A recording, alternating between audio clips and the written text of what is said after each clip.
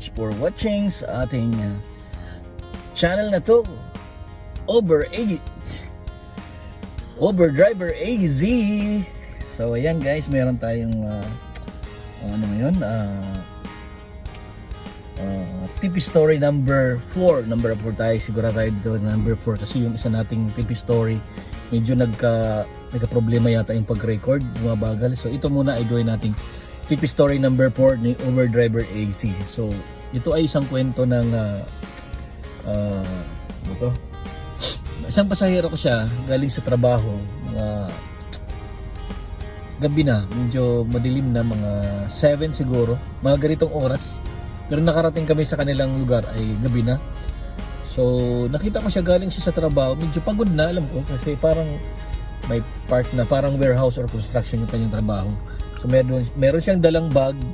So pagsakay niya, parang nakapagpahinga na, nakaidlip siguro siya.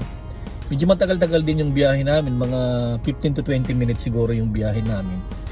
So yun nga, gabi na kami na nakarating doon sa lugar niya.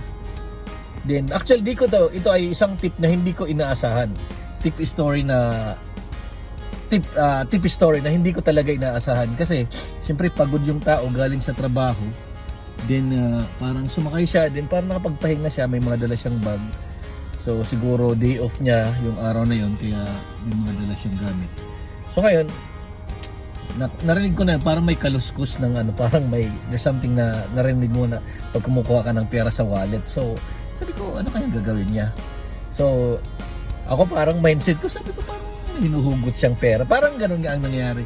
So yun nga, wala siyang atubili na sinabi niya, here's your tip, I can give you a cash, sabi niya gano'n. Sabi ko, ano kaya ang dahilan bakit niya ako binigyan ng cash na tip? So yun, gano'n din, nakaganito lang din. So parang ganyan yung binigay niya, kaabot niya sa akin. So dalawang nakalagay pala dito, ayan o, dalawang $5. So yan, dalawang $5, so $10. So natuwa ako kasi inisip ko, ano kaya ang dahilan na pag magbigay siya ng tip. So iniisip ko kasi anong dahilan bakit siya magbibigay ng tip, di ba? So nakita ko lang na dahilan is parang siguro nakapagod siya, nakapagpahinga siya ng maayos kahit paano, and siyempre naman safe and sound na nakarating sa kanilang bahay. So yun lang naisip kong dahilan na nagbigay siya ng tip, and which is $10. Hindi siya So nakita ko na parang pagod nga siya, siguro nakapagpahinga siya ng maayos, nakatulog, nakaidlip. Drive mo naman 15 to 20 minutes. Kung power nap nga naman yun, okay yun.